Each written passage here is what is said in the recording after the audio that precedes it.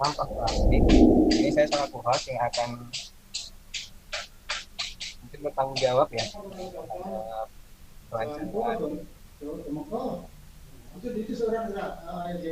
pelancaran pelancaran meeting kita. Ini mungkin saya akan memperkenalkan moderator kita pada hari ini adalah Butia Muyawati SPB, lahir di Sukabumi 30 Oktober 1988. Di sini beliau kerja ataupun mengajar di SMK Negeri 1 Cibadak, tepatnya mengajar fisika. Jabatan beliau ini sangat luar biasa sekali. Beliau adalah Ketua MGMP Fisika SMK Kabupaten Sukabumi, Instruktur Nasional PKP Mapel Fisika SMK, Sahabat Rumah Belajar Kemdikbud 2019. Untuk lebih jelasnya nanti beliau akan menjelaskan sendiri. Yang kedua adalah Bu Krisnawati. Hari ini beliau sebagai presenter kita. Beliau lahir di Sukabumi tanggal 19 Agustus 1984. Beliau mengajar di PAUD Azikri. Dia mempunyai hobi membaca dan menulis cerpen. Merupakan penulis cerpen bebas di Sukabumi, XYZ. Beliau juga pernah mengikuti Diksar dan Dikjud yang diselenggarakan oleh TP PAUD di Dikmas di tahun 2017 dan 2019. Mungkin itu sekilas tentang beliau. Untuk selanjutnya acara saya serahkan kepada Dia Mulyawati, dipersilakan. Ya, terima kasih Pak Surya.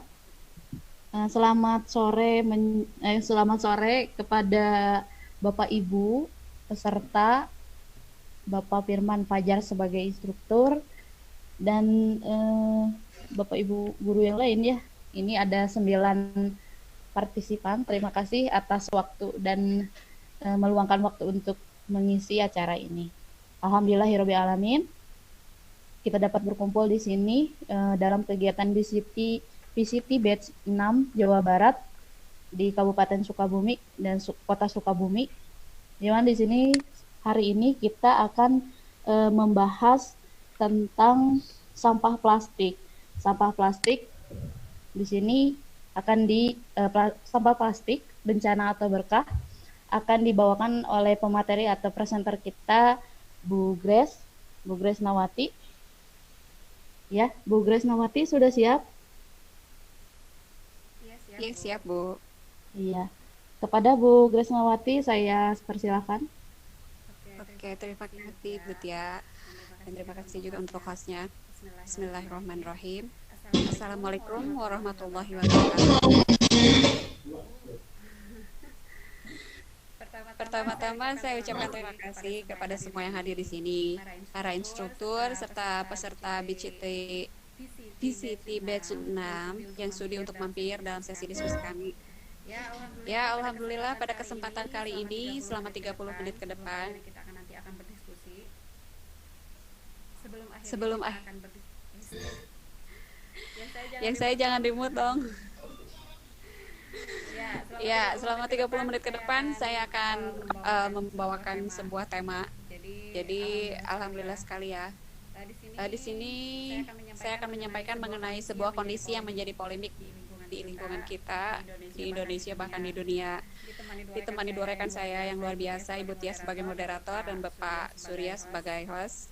Nah, mungkin tadi Bu Tia sudah menyebutkan bahwa tema kali ini yaitu sampah plastik, bencana atau berkah. Seperti yang kita ketahui, sebenarnya bukan hanya sampah plastik saja yang merupakan permasalahan kita. Banyak sekali masalah sampah lainnya yang memang sudah seharusnya menyedot perhatian kita, terutama karena sampah dapat mempengaruhi lingkungan sekitar ya. Nah, di Indonesia sendiri, masyarakat memproduksi sampah yaitu 60 juta ton per tahun, 177.700 ton per hari, dan 0,7 kg per orang. Ini hanya kisaran aja ya. Bisa Ibu Bapak bayangkan betapa banyak sampah yang ada di dunia ini. Jika di Indonesia saja 64 juta ton. Ya, bisa dibayang semakin setiap tahun semakin menggunung apabila memang tidak dikelola dengan baik. Kemudian sampah apa aja yang diproduksi oleh rumah tangga, bukan diproduksi mungkin ya, dihasilkan. Nah, di sini ada presentasi komposisi jenis sampah di Indonesia. Ini menurut survei dari SWI. Astagfirullah. Keluar lagi. Yaitu Sustainable Waste Indonesia. Kita dari mulai presentasi yang paling besar aja ya, yaitu sebesar 60% dari sampah organik. Mohon maaf. Sampah ini tidak bermasalah ya, kayak mudah sekali terurai tanpa campur tangan manusia, bahkan bisa dijadikan pupuk kompos langsung. Kemudian di urutan kedua ada plastik dengan presentasi 14%. Ya Allah, terlihat sedikit sekali ya, padahal 14% ini lumayan ya Bu Nia ya. Ya Bapak ya, bahwa 14% ini ternyata dapat mempengaruhi lingkungan kita. Kemudian ada sampah kertas 9% dan sampah logam serta lain-lain sebesar 17%. Nah, lalu kemanakah sampah-sampah ini berakhir?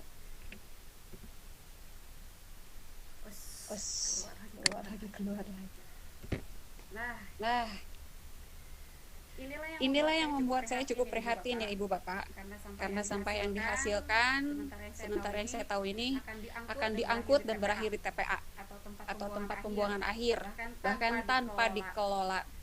Dan bahkan sampah plastik yang dibuang sembarangan tersebut ya, ada yang dibuang ke sungai, itu akan berakhir di samudra dan merusak ekosistem laut juga. Bisa Bapak Ibu bayangkan, bahkan saya yakin Ibu-ibu dan Bapak-bapak pernah melihat di internet atau sekilas di mana bahwa sampah plastik itu memang merusak laut kita. Banyak sekali satwa-satwa yang terkena dampaknya. Ada kura-kura yang badannya menjadi cacat, atau ikan paus yang tubuhnya berisi banyak sekali plastik. Itulah ya salah satu efek dari plastik yang dibuang sembarangan.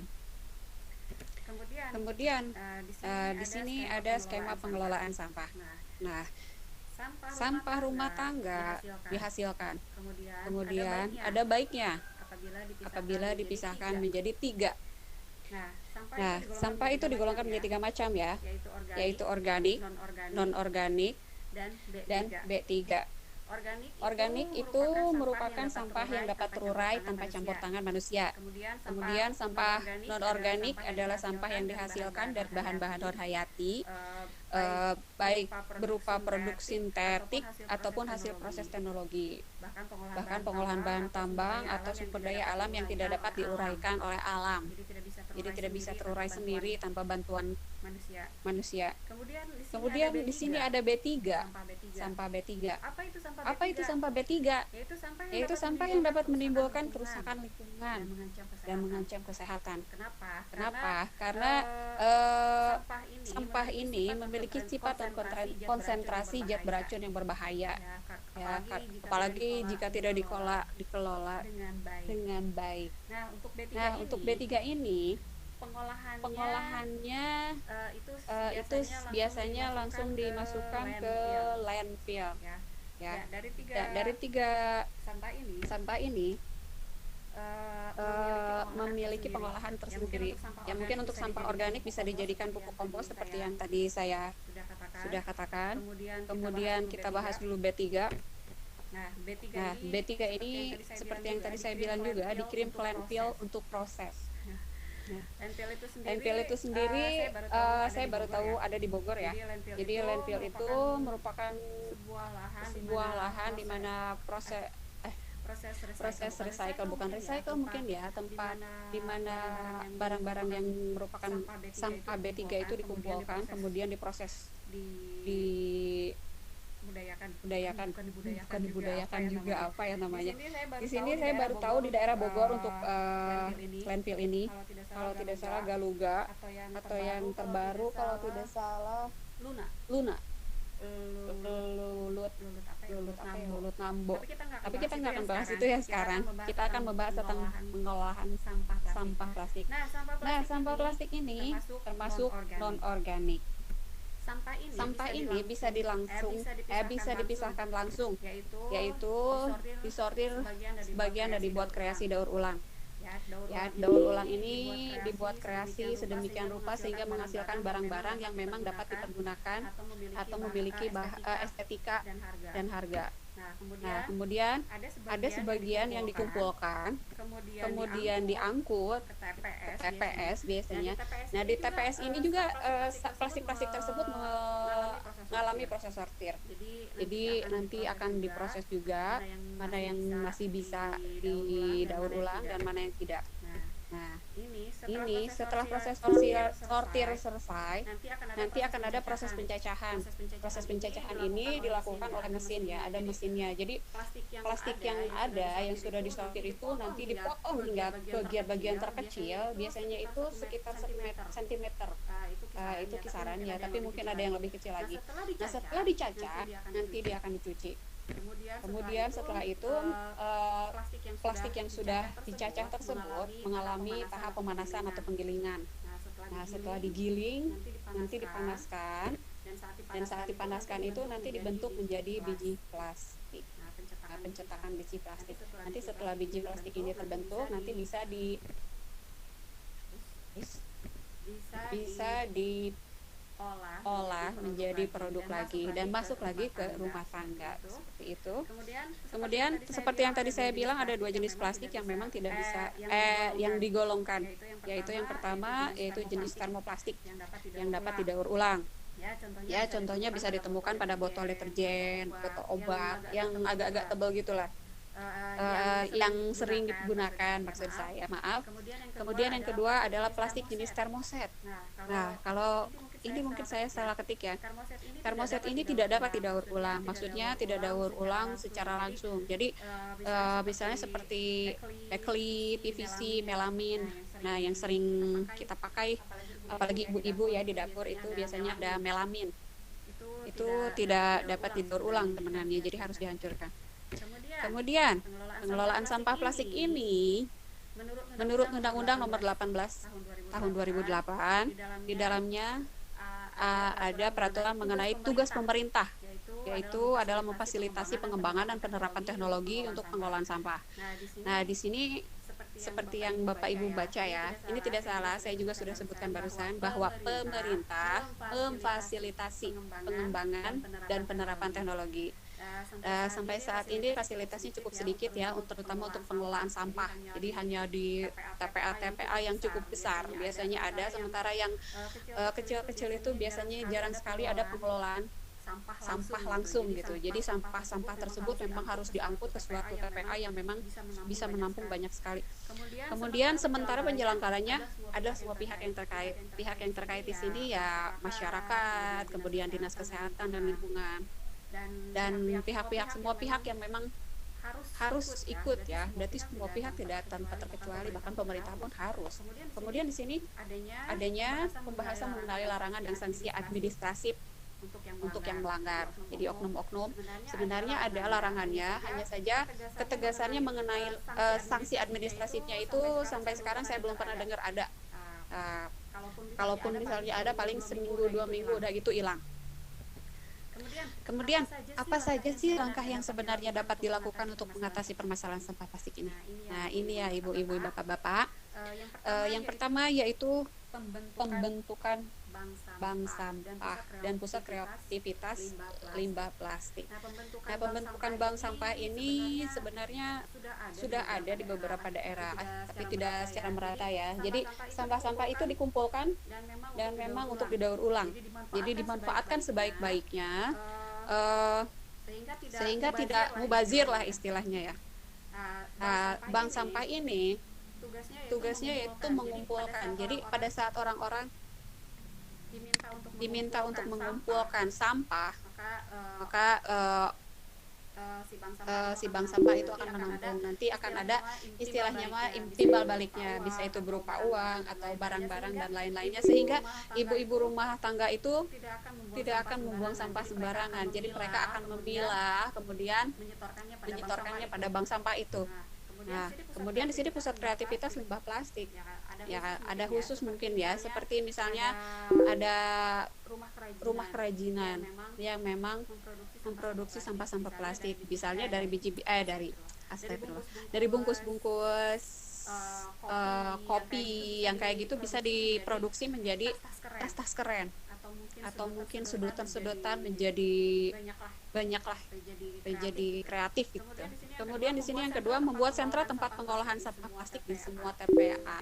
Ya, seperti saya katakan bahwa tidak semua TPA itu memang memiliki proses pengolahan sampah yang benar-benar mumpuni lah istilahnya ya. Jadi kapasitasnya itu tidak sebanding dengan sampah yang masuk. Jadi kalau bisa sih memang dikhususkan di setiap TPA yang ada di setiap daerah itu ada tempat pengolahan sampah. Ya saya tahu sih ya, yang namanya pengolahan sampah itu membutuhkan teknologi biasanya. Teknologinya juga tidak murah. Kemudian di sini yang ketiga yaitu perlunya kampanye besar-besaran mengenai pengelolaan sampah. Nah, ini betul sekali. Jangan hanya kampanye besar-besaran pada saat mau pilkada ya, kalau enggak pada saat mau jadi ketua partai itu kampanye besar-besaran. Sementara yang di lingkungan kita itu tentang sampah, itu kampanyenya hanya dilakukan oleh segelintir orang. Kalau bisa sih semua orang sadar diri gitu ya, bahwa kita harus sama-sama untuk menjaga lingkungan kita agar tetap bersih dari sampah. Kemudian yang keempat yaitu perlunya sanksi yang tegas dan tindakan yang dirasakan efektif untuk para oknum. Nah, walaupun sudah ada undang-undangnya mengenai penetapan sanksi administratif, tapi sampai sekarang sepertinya belum ada sanksi yang benar-benar efektif. Saya lihat mungkin nanti Ibu Bapak bisa memberikan masukan atau mungkin ide-ide yang mungkin nanti bisa disampaikan mungkin untuk ini sanksi yang dirasa efektif untuk para oknum ini. Dan ini adalah skema ya, pengelolaan sampah yang tepat ya. Kalau bisa sih seperti ini mungkin ya. Ini hanya skema saja. Saya ngambil ini dari Insight Millennium. Jadi yaitu mengolah. Di sini bisa Ibu Bapak lihat bahwa nomor 1 itu sampah, itu dikumpulkan. Kemudian setelah itu dipilah mana yang dus, kemudian mana yang kertas. Kemudian dipilah lagi mana yang merupakan logam, besi. Nah, besi nanti ada magnet jadi dia tertarik, kemudian masuk lagi ke aluminium, nanti dipisahkan lagi. Biasanya aluminium itu kaleng-kaleng soda atau yang seperti itu ya. Kemudian dipisahkan lagi ke sampah plastik. Nanti di sampah plastik ada bubuk-bubuk biasanya itu dari kaca. Nah, ini pengolahannya. Nanti ini masing-masingnya itu setelah dipilah bisa diolah menurut fungsinya masing-masing. Jadi kalau misalnya kertas misalnya dibuat menjadi kertas daur ulang, kemudian untuk besi bisa dilebur lagi, kaca juga bisa, aluminium juga, plastik juga sama. Jadi semua di prosesnya ini pemilahan mungkin ya, ini proses pemilahan. Jadi pemilah dipilah semua sehingga masing-masing memiliki posisinya. Nah, kemudian apa sih manfaat yang didapat jika mengelola sampah plastik dengan baik? Nah, yang pertama itu pengurangan timbunan sampah yang efektif. Ya, sudah jelas ya. Jika memang sampah itu dikelola dengan baik, maka timbunan sampah pun akan berkurang ya dengan signifikan sepertinya. Jadi kita memang harus benar-benar dapat mengelola sampah dengan baik agar pengurangan timbunan sampah itu bisa berkurang. Ya seperti di Bantar Gebang sekarang itu hanya sepersekian persen yang diolah, sementara sisanya itu menumpuk. Kemudian yang kedua material recovery atau pemulihan material. Ya ini dari proses daur ulang itu dia menghasilkan produk lagi. Jadi itu recovery. Jadi si barang yang tadinya sudah rusak bisa digunakan kembali dengan proses yang baik. Kemudian selain itu dapat menciptakan lapangan kerja dan peluang usaha. Nah ini benar ya Bunda ya.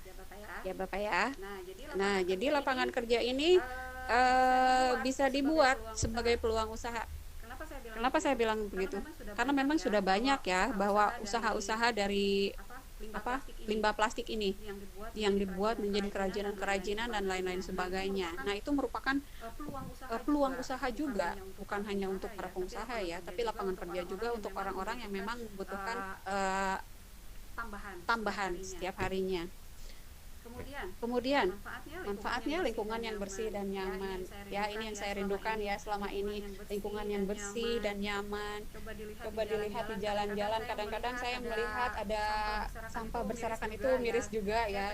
Saya pengen banget gitu Indonesia kita ini bersih lingkungannya. Ya, siapa sih nggak mau lingkungannya bersih gitu ya, tapi semua berawal dari mindsetnya. Jadi mindset sama kebiasaan, habit ya. Jadi kebiasaannya sudah membuang sampah sembarangan, ya pasti membuang sampah sembarangan terus. Kemudian self awareness-nya juga kurang. Jadi kesadaran dirinya kurang bahwa mencintai lingkungan itu bukan hanya menumbuhkan pohon saja, tetapi sampah juga harus dibuang ke tempatnya sehingga itu dapat dikelola dengan baik. Nah, di sini saya memiliki beberapa contoh dari kreativitas sampah plastik ya. Nah, ini sepertinya tempat perhiasan ya. Ini dibuat dari botol bekas, botol cola biasanya atau Sprite. Gak apa-apa ya nyebutin produk ya. Kemudian di sini ada tas. Nah, ini yang saya tadi bilang, ini dari Soklin, dari bungkus-bungkus yang seperti itu. Nah, ini dari sedotan biasanya menjadi bunga-bunga kerajinan tangan seperti ini. Ini bisa dimanfaatkan juga sebagai pot ya. Kemudian, nah ini juga bahan-bahan plastik. Sepertinya ini bukan bahan plastik yang biasa ya, padahal ini adalah plastik daur ulang. Nah, sekarang ada lagi sistem pengolahan sampah plastik menjadi listrik. Nah, ini prosesnya. Jadi sampah plastik ini dikumpulkan, kemudian dimasukkan ke sebuah kran atau sumur gitu ya. Kemudian nanti diangkut, dipanaskan. Panasnya diserap oleh steam turbin ya. Jadi masuk ke generator jadi menghasilkan listrik. Nah, ini nanti sampah dedeknya apa ya dedeknya namanya? Ampasnya itu bisa dijadikan semen, karena memang semen dan air ya, nanti konsentrat to landfill katanya itu sisanya. Jadi nanti abu-abunya itu dipisahkan dan sisanya diolah lagi. Ini bisa ya, ini skemanya. Saya tidak begitu hafal dengan skema yang seperti ini, tapi saya tahu bahwa sampah itu bisa menjadi listrik. Tapi memang untuk menjadi listrik itu membutuhkan proses yang panjang, teknologi yang baik. Mungkin seperti di Swedia ya, saya pernah baca bahwa di Swedia itu sampai mengimpor sampah hanya untuk pembangkit listrik tenaga sampah plastik. Jadi dia mengimpor sementara kita menumpuk. Sungguh disayangkan sekali ya. Coba pemerintahnya lebih aware tentang ini. Kemudian ini ada lagi sistem pengolahan sampah plastik menjadi batako dan popping block mungkin ya. Nah, ini ada beritanya di Trans 7. Jadi si sampah plastik ini dicampur dengan oli bekas, kemudian dipanaskan menjadi batako. Nah, ini adalah hasilnya. Ini bukan itu ya, Bun. Ini ada pasti di berita-berita, bukan berita apa ya? Iya, newspaper gitu. Ini adalah rumah yang terbuat dari batako pengolahan sampah plastik. Jadi kok ini dipres menjadi sampah plastik ini dipres menjadi batako dan bisa menjadi rumah seperti ini. Ini biasanya efisien ya, alhamdulillah ya. Sebenarnya ada teknologi ini tuh, cuma jarang sekali sepertinya dan mungkin prosesnya juga agak sedikit sulit. Nah, ini juga menjadi popping block ya, mungkin sama seperti batako tadi. Nah, oke. Sampai situ aja, Bunda. Bunda Tia. Oke, Bu Gris, terima kasih. Terima kasih Bu Gris atas penjelasannya tentang sampah plastik, bencana atau berkah. Ya, itu tergantung kita sendiri ya, mau dijadikan bencana ataukah jadi berkah. Begitu. Sebelum itu kita cek dulu ini partisipannya baru ada 9 ya. Nah, dari Bapak Ibu silahkan sesi tanya jawab saya buka. Silakan yang mau bertanya kepada Bu Krisnawati bisa angkat tangannya, raise hand atau di chat atau langsung berbicara? Ya, silakan. Di unmute saja. Ada yang bertanya? Pak Muhammad Ramdan, ada yang mau bertanya kepada Bu Gris? Tidak ada yang mau bertanya? Atau Pak Firman ada yang mau ditanyakan kepada Bu Gris tentang pengelolaan sampah plastik? Boleh Bu, kita diskusi Bu ya. Kita saling aja ya diskusi di Iya. sini. Kalau boleh ini Bu, mungkin tanya pengalaman kali ya. Di sekolah mungkin di tempat Bu Krisna atau juga boleh di tempat lain sih ya. Untuk masalah apa? Mungkin kalau di sekolah saya sih ada penggunaan apa? Tumbler ya. Apa Ya, Pak? tumbler. Siswa bawa tumbler, bawa botol minuman. Bawa tempat Iya, minum iya. sendiri. Jadi sekolah hanya menyediakan apa? Isinya. Galon gitu ya. Jadi dan juga termasuk apa? Pokoknya memang sudah bawa masing-masing tuh Bu. Dan di tempat lain gimana ya? Teman-teman yang lain ya? Sama atau gimana ya? Sama Pak. Kalau di tempat saya juga sama. Semua ya. Iya. Ya. Jadi memang anak-anak itu biasanya membawa tempat minum sendiri. Jadi kita hanya menyediakan air saja. Ya, itu selain untuk menghindari apa? Biasanya kan anak-anak itu minum bareng. Mungkin ada anak yang sakit gitu ya. Jadi untuk menghindari itu aja sih sebenarnya. Oh iya. Kalau Bu Gris kalau di Pak Ud pasti anak-anak kebanyakan bawa tempat Oh iya. Kalau ada bawa masing-masing ya. bawa masing-masing. Tapi kalau saya Oh, masing-masing. pasti masing-masing di PAUD. Ya. Kalau saya karena di SMK siswanya ada sekitar berapa teh Pak? 1.700. Jadi Jauh banget. 1.700. Jadi siswa di sini kelas 10, 11, 12 ada 1.700 siswa. Kantin juga berpisah di sana jauh sekali. Kami di sekolah sudah membuat peraturan kepada pedagang-pedagang untuk tidak menggunakan plastik gitu. Jadi kebanyakan anak-anak sudah dihimbau untuk membawa, bawa Tupperware gitu, iklan gitu ya. Bawa Tupperware, bawa tempat minum gitu. Jadi anak-anak juga karena kami full day ya dari jam 6.30 sudah mulai 6.30 sampai 15.45. Jadi anak-anak juga banyak bawa bekal makanan sendiri, bawa nasi sendiri gitu dari rumah. Tinggal bawa beli temennya nasi lah gitu ke kantin gitu. Tapi kebanyakan ini masih ada yang lebih banyak itu ini aqua botol aqua lagi ya.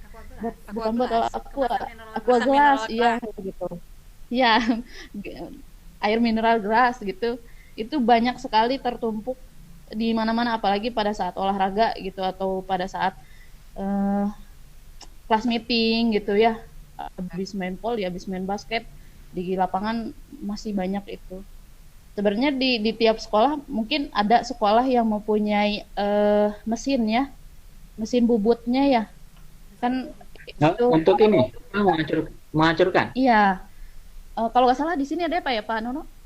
Ada instalasi pengolahan limbah. Ya, ada instalasi pengolahan limbah. Ya, alhamdulillah. Ada cuma belum terlalu di. Kita sering bermasalah pada konsistensi. Iya itu. Kita bermasalah pada konsistennya gitu. Jadi pada saat di ini sama petinggi misalnya kepala sekolah ayo iniin baru gitu. Udah ini lagi enggak lagi gitu. Jadi masih belum terkoordinasinya gitu. Padahal sayang sekali loh Bun. Ya, Iya, kalau kita mesin pencacah seperti itu malah lebih enak. Jadi nanti dikumpulkan dan itu bisa menghasilkan juga untuk sekolah. Bisa Ya. Terus masalahnya lagi di kesadaran siswanya atau kesadaran kita sendiri ya. Itu bak sampah atau tong sampah sudah dipisah-pisahkan, bahkan udah ada 3 tong gitu. 3 tong, ada yang buat yang bisa di misalnya daunan atau apa gitu, daun pisang atau apa, terus ada yang buat plastik, ada buat kaleng gitu, tapi mereka pasti lihat masih campur aduk gitu. Iya, jadi kesadaran dari siswanya juga harus kita ingatkan terus gitu sebagai guru. Jadi kita sebagai guru juga harus jadi cerewet gitu anak-anak Iya. sampah tolong ambilin, ini sampah tolong ambilin. Jadi ayo terus tiap ngelewat ada anak ada sampah tolong ambilin gitu. Kreseknya juga kan, kreseknya juga selain gelas apa plastik gelas, tapi kreseknya juga kan anak-anak teh beli terus berapalin gitu kan ya. Jadi banyak kan pasti otomatis pakai kresek. Itu kreseknya yang dibuang sembarangan dan bisa menutupi saluran air, makanya ada banjir atau apa itu dari situ. Jadi kesadaran intinya dari kesadaran. Ya, self awareness sama mindset, kemudian habit. Ya, habit sebenarnya yang Habit, kurang. iya. Ya, habit. Kebiasaan gitu ya, yang sudah terbiasa. Ya, makanya mungkin kalau untuk anak usia dini memang kita selalu menekankan untuk membuang sampah membuang sembarangan. Membuang sampah tidak membuang sampah sembarangan. Astagfirullah, ini Pak Belit. Iya. Ya, jadi selalu mengingatkan sama anak-anaknya. Nah, jangan buang sampah sembarangan. Coba siapa yang buang sampah sembarangan, biasanya seperti itu sih kalau saya di PAUD ya. Jadi anak-anak itu kalau ngelihat saya pasti saya udah Wah, buang Grace. sampah ke tempatnya. Wah, gitu. pinter. Iya. Bu, satu lagi Bu. Boleh Pak? Maaf tadi karena ini tidak begitu memperhatikan yang awal. Tadi sempat dibahas masalah kantong kresek nggak Bu? Belum kayaknya. Belum. Enggak. Ini Bu, Kayaknya belum. kalau di di rumah atau juga kan kebetulan istri juga ngajar di PAUD ya. Itu kan kita kadang menggunakan kantong kresek yang yang bukan yang yang gampang istilahnya. Daur. Ya, daur ulang itu ya. Nah, itu saya memang belum sempat searching juga sih ya. Sebenarnya sih sudah ada atau belum ya kantong-kantong, atau mungkin ada tapi yang harganya nggak begitu mahal untuk kantong kresek yang gampang hancur gitu ya. Urai. Ya, ada nggak Bu? Pernah tahu nggak Bu? Ada.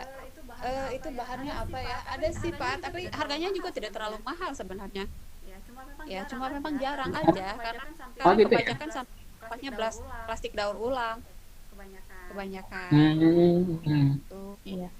Ada sih Pak, itu yang maaf ya ini sebutin ini di Alfamaret kayak Indomaret itu sudah menggunakan hal tersebut.